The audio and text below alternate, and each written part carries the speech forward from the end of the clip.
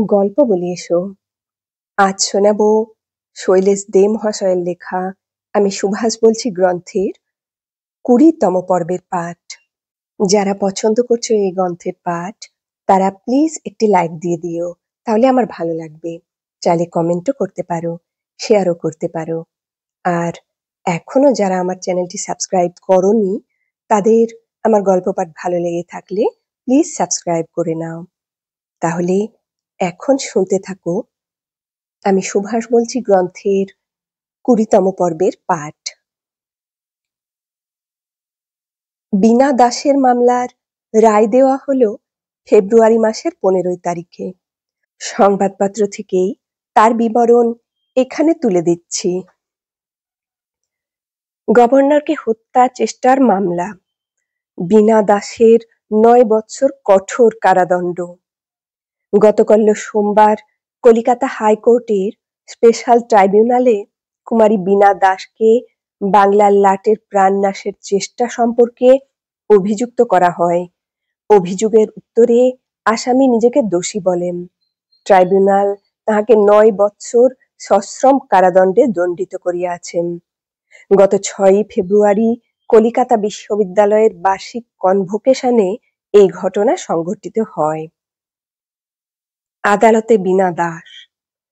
আসামি বীণা দাস জাফরানি রঙের খদ্দরের শাড়ি পরিয়া আসিয়াছিলেন।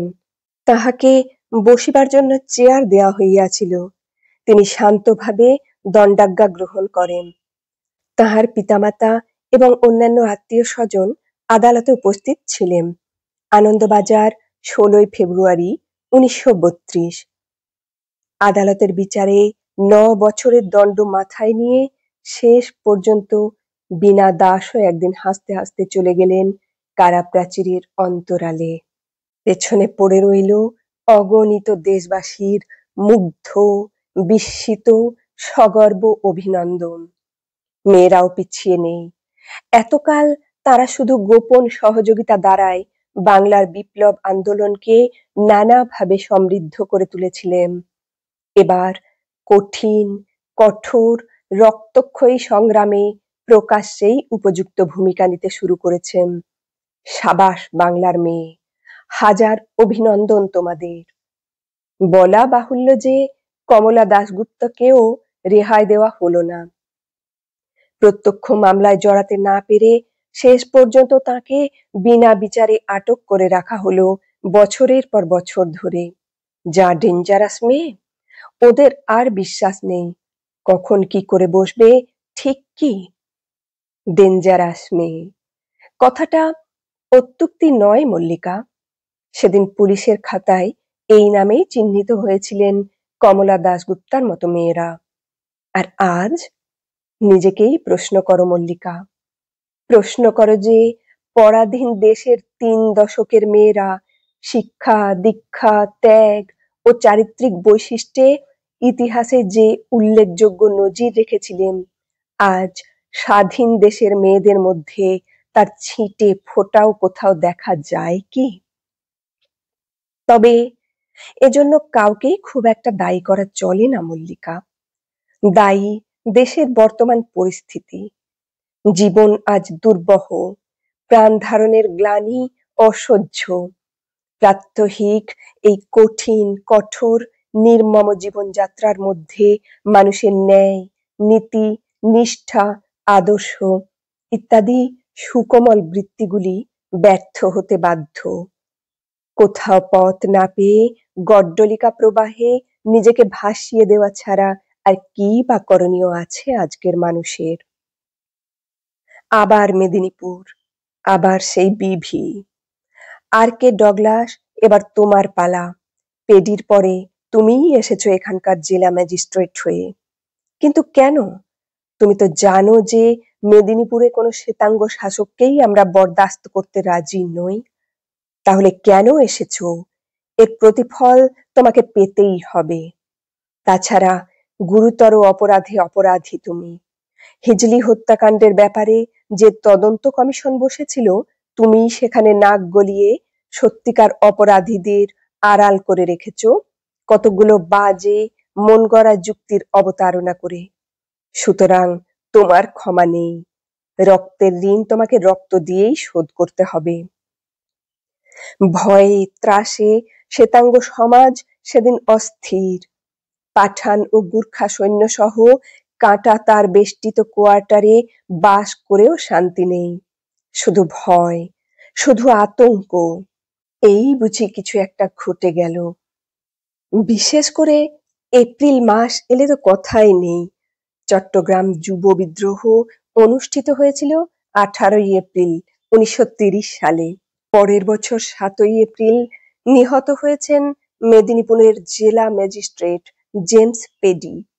আবার বছর ঘুরে সেই অলক্ষণে এপ্রিল এসেছে। কি হবে কে জানে।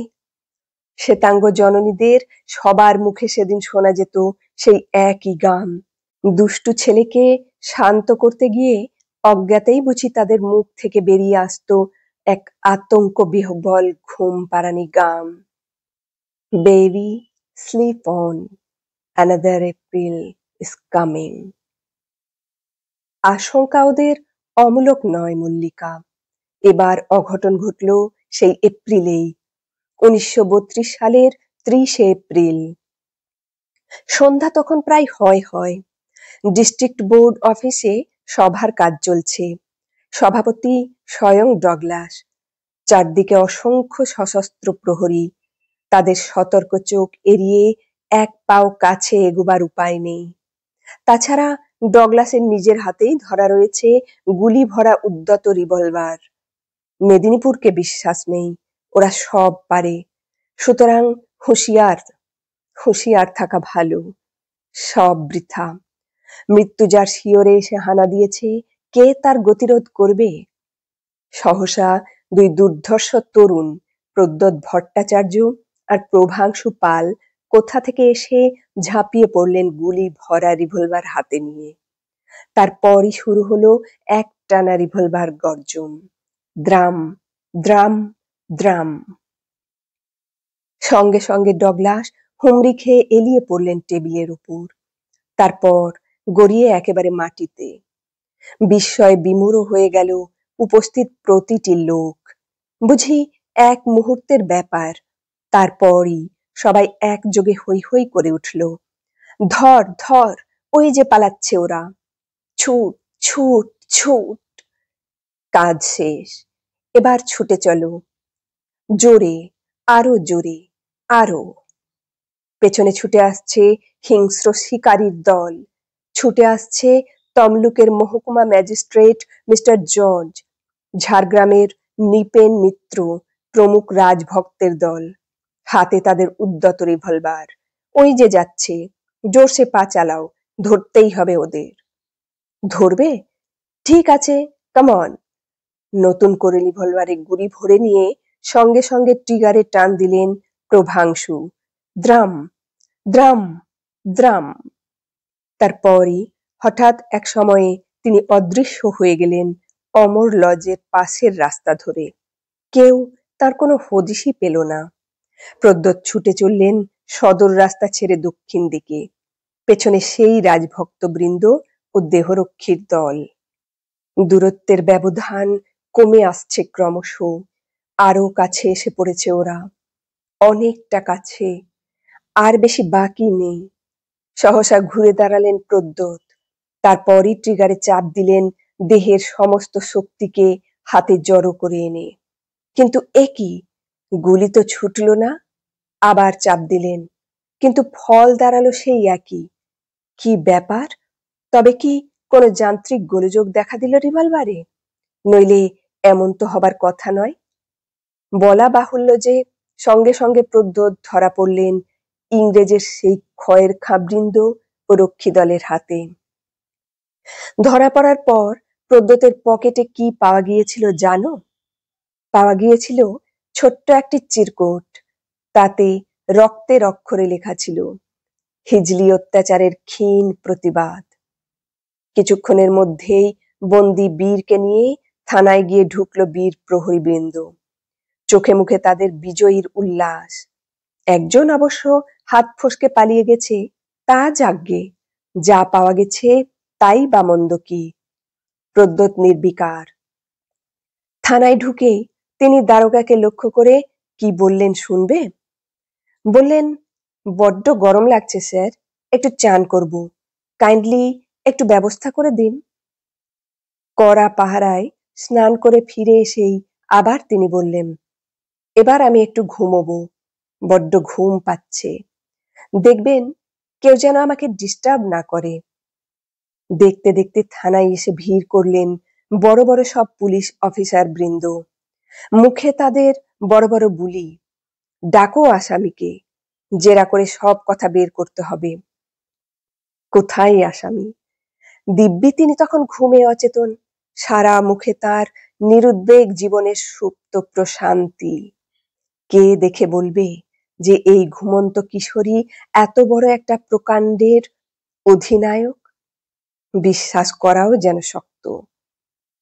বলো, তোমার সঙ্গে আর কে ছিল? যথাসময়ে প্রশ্ন করা হলো প্রদ্যোৎকে। প্রশ্ন করে কোনো লাভ নেই, জবাব দিলেন প্রদ্যোৎ। হাজার প্রশ্ন করলেও যে সম্বন্ধে আমার কাছ থেকে কোনো রকম সদুত্তর পাবেন না, সে তো ভালো করেই জানেন।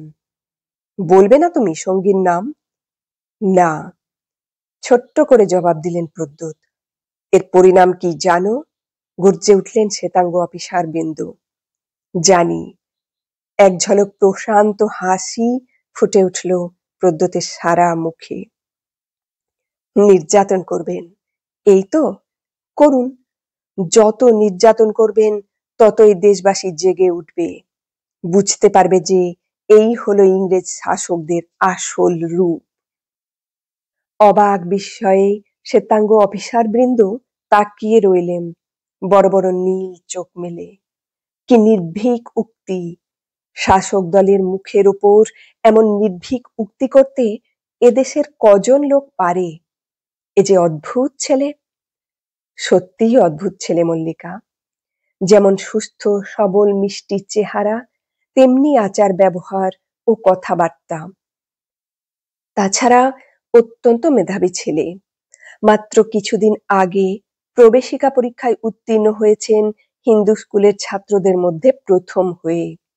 শুধু কি স্কুল কলেজের পড়া? ইতিহাস, রাজনীতি, দর্শন, অর্থনীতি কিছুই বুঝি বাদ নেই। শুধু পড়া আর পড়া, রাত দিন পড়া। নারাজল রাজ পুস্তকাগারের কোনো বই বুঝি আর বাকি নেই তার। দীনেশ গুপ্তের শিক্ষাদিনে এরই ফাঁকে ফাঁকে আবার আয়ত্ত করেছেন লাঠি, ছোড়া, জুজুৎসু, কুস্তি ইত্যাদি সব কিছু। এক কথায় যাকে বলে চোখ জুড়ানো সোনার টুকরো ছেলে। মেদিনীপুরের নয়নমণি। শুধু প্রদ্যোৎ নন মল্লিকা। ইতিহাস পর্যালোচনা করলে দেখা যায় যে সেদিন এই রক্তক্ষয়ী সংগ্রামে যারা দুর্বার বেগে ঝাঁপিয়ে পড়েছিলেন তাদের মধ্যে বেশিরভাগই ছিলেন এমনই মেধাবী ছাত্রছাত্রীর দল। বিনয়, দীনেশ, প্রীতিলতা, কল্পনা, কল্যাণী, বীণা দাস, কমলা দাশগুপ্তা, দীনেশ মজুমদার, শান্তি, সুনীতি কেউ তার ব্যতিক্রম নন। শুধু পড়া আর পড়া। পৃথিবীর ইতিহাসকে জানতে হবে, বুঝতে হবে, শিখতে হবে। সুতরাং পড়াশোনা সর্বাগ্রে দরকার। শুধু স্কুল কলেজ নয়, পরবর্তীকালে জেল জীবনেও তাদের এই পড়াশোনার স্পৃহার এতটুকুও কমতি ছিল না। বন্দি জীবনে নিয়মিতভাবে পড়াশোনা করে এমন অনেকেই সেদিন উত্তীর্ণ হয়েছিলেন বিশ্ববিদ্যালয়ের সর্বোচ্চ পরীক্ষাগুলোতে। আর আজ নিজের মনকেই প্রশ্ন করো মল্লিকা। আশা করি তার উত্তর পেতে তোমার এতটুকুও দেরি হবে না। যাক, আগেকার প্রসঙ্গে ফিরে যাই। ডগলাস নিহত হলেন 30শে এপ্রিল 1932 সালে। এ সম্বন্ধে সংবাদপত্রে কি বলা হয়েছিল শোনো। মেদিনীপুরের জেলা ম্যাজিস্ট্রেট মিস্টার ডগলাস নিহত। 30শে এপ্রিল অদ্য সন্ধ্যায় মেদিনীপুরের জেলা ম্যাজিস্ট্রেট ডগলাস যখন জেলা বোর্ডের সভায় সভাপতিত্ব করিতেছিলেন তখন প্রায় 3 বার তাহাকে লক্ষ্য করিয়া গুলি নিক্ষিপ্ত হয়। প্রকাশ যে তাহার বাহুতে ও বক্ষস্থলে গুলি লাগিয়াছে। তৎক্ষণাৎ তাহাকে হাসপাতালে প্রেরণ করা হইয়াছে। ডগলাস সাহেব রাত্রি ৯টার সময় মারা গিয়াছেন। এই সম্পর্কে রিভলভার সহ একজন বাঙালি যুবককে গ্রেপ্তার করা হইয়াছে। আনন্দবাজার ১-৫-৩২। সচরাচর যা হয় এক্ষেত্রেও তার ব্যতিক্রম হলো না। শুরু হলো অমানসিক নির্যাতন। বলো, কে ছিল তোমার সঙ্গে, কি নাম তার, আর কে কে রয়েছে তোমাদের দলে, কোথায় পেলে এই রিভলভার? প্রদ্যোৎ নিঃশব্দ, নিশ্চুপ। না, একটি কথাও নয়। এ সম্বন্ধে আর কিছুই বলার নেই তার। ছিঃ প্রদ্যোৎ, ঠাট্টা করে বললেন ভূপেন দারোগা। তোমার মতো বুদ্ধিমান ছেলে কিনা এমন একটা রিভলভার নিয়ে এলে যা কাজের বেলায় কোনো সাড়াই দিল না। প্রদ্যোৎ এর উত্তরে কি বলেছিলেন জানো মল্লিকা? শৃঙ্খলিত হাত দুটি কপালে ছুঁইয়ে বলেছিলেন, অদৃষ্টের পরিহাস ভূপেন বাবু, আমার রিভলভার ঠিক মতো সাড়া দিলে কি আমাকে এই অবস্থায় এখানে দেখতে পেতেন? কাহিনী তাহলে অন্যরকম হতো। এবার নিয়ে আসা হলো প্রদ্যোতের দাদা সর্বরীভূষণকে। তারপর সেই অমানুষিক নির্যাতন। প্রহারে প্রহারে তিনি পাগল হয়ে গেলেন শেষ পর্যন্ত। তবু রেহাই নেই। বলতেই হবে সব কথা, না জানলেও বলতে হবে। প্রদ্যোতের বন্ধু ফণী দাস, ক্ষিতি সেন ও নরেন দাসকেও রেহাই দেওয়া হলো না। নির্যাতনের যত রকম পন্থা আছে একে একে সব কিছুই প্রয়োগ করা হলো তাদের উপর। ভালো চাও তো এখনো বলো, নইলে দেখে নেব যে তোমরা মেদিনীপুরে কত শক্তি ধরো। সব বৃথা, সব নিষ্ফল। এত নির্যাতন, এত অপমান, তবু সব কিছুই ব্যর্থতায় পর্যবসিত হলো বিপ্লবী চরিত্রের অনমনীয় দৃঢ়তার কাছে। শুরু হলো সেই চিরাচরিত কূটনৈতিক চাল, আসামিকে তোমরা ধরিয়ে দাও, তোমাদের ৫,০০০ টাকা পুরস্কার দেব, চাই কি বেশিও দিতে পারি, কিন্তু ধরিয়ে দেওয়া চাই। কিছুতেই কিছু হলো না। ফলে প্রদ্যোতের সঙ্গী প্রভাংশু পালের নাম পুলিশের কাছে অজ্ঞাত রয়ে গেল শেষ পর্যন্ত। এবার বিচারের পালা। সচরাচর যা হয় তাই হলো, অর্থাৎ প্রাণদণ্ড। সংবাদপত্র থেকেই তার বিবরণ এখানে তুলে দিচ্ছি। প্রদ্যোৎ ভট্টাচার্যের প্রাণদণ্ড। অদ্য প্রাতে ডগলাস হত্যাকাণ্ডের মামলার রায় দেখা হইয়াছে। নরহত্যার অপরাধে আসামি প্রদ্যোৎ কুমার ভট্টাচার্যের প্রতি প্রাণদণ্ডের আদেশ দেওয়া হইয়াছে। সে শান্তভাবে দণ্ডাদেশ গ্রহণ করে। আনন্দবাজার ২৫/৬/৩২। বেঁকে বসলেন ট্রাইব্যুনালের অন্যতম বিচারপতি আইসিএস জ্ঞানাঙ্কুর দে। অসম্ভব, ফাঁসি হতে পারে না। আসামির বয়স কম। তাছাড়া সাক্ষ্য প্রমাণে দেখা গিয়েছে যে কার্যকালে তার রিভলভার অকেজো হয়ে পড়েছিল। গুলি করেছে অন্য লোক। এ অবস্থায় ফাঁসির হুকুম দেওয়া সংবিধান বিরোধী। জ্বলে উঠলেন শাসককুল। তুমি কে হে বাপু? সংবিধানে এ নিয়ম নেই তো একটু পাল্টে নাও। তা বলে এহেন সিংহ শাবককে হাতের মুঠিতে পেয়েও ছেড়ে দিতে হবে নাকি? ওসব চালাকি চলবে না। অগত্যা হাইকোর্ট। হাকিম নড়ল তো হুকুম নড়ল না। ফাঁসির আদেশই বহাল রইল। দেখা গেল অন্যান্য ক্ষেত্রে না হলেও অগ্নিমন্ত্রে দীক্ষিত বিপ্লবীদের ফাঁসি দেবার বেলায় সংবিধানের ধারাগুলোকে তেমন না মানলেও খুব একটা ক্ষতি নেই। মোট কথা, ছলে হোক বলে হোক ফাঁসি দেওয়া চাই। সেদিন শাসকদের বিরুদ্ধে মত প্রকাশ করার মূল্য কিন্তু বিচারক জ্ঞানাঙ্কুর দেকে বেশ ভালো করেই দিতে হয়েছিল মল্লিকা। তখনকার সময়ে এমন নির্ভীক ও সুদক্ষ বিচারক বাংলাদেশে খুব কমই ছিলেন।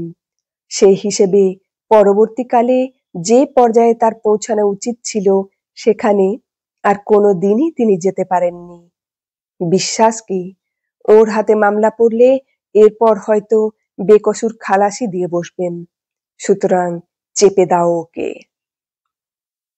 ওদিকে ফাঁসির আদেশ শুনেও এতটুকু ভাবান্তর দেখা গেল না প্রদ্যোতের। গুরু দীনেশের মতোই নির্জন কারাকক্ষে প্রহরগুলো তার কাটতে লাগলো নানাবিধ বই ও ধর্মগ্রন্থ পড়ে। আজ এখানেই শেষ করলাম আমি সুভাষ বলছি গ্রন্থের 20তম পর্বের পাঠ। তোমাদের যদি শুনতে ভালো লেগে থাকে তাহলে একটা লাইক দিও, শেয়ারও করতে পারো। আর যারা চ্যানেলটি আমার সাবস্ক্রাইব করেছো ইতিমধ্যে তাদেরকে আমার অসংখ্য শুভকামনা জানাই। আর যারা এখনো আমার চ্যানেলটি সাবস্ক্রাইব করনি তারা অনুগ্রহ করে সাবস্ক্রাইব করে নাও আর পাশে থাকা বেল আইকনটিতে প্রেস করে দাও। এরপরে আসবো আরো একটি পর্ব নিয়ে। ততক্ষণ পর্যন্ত ভালো থেকো সবাই। আজ আসি।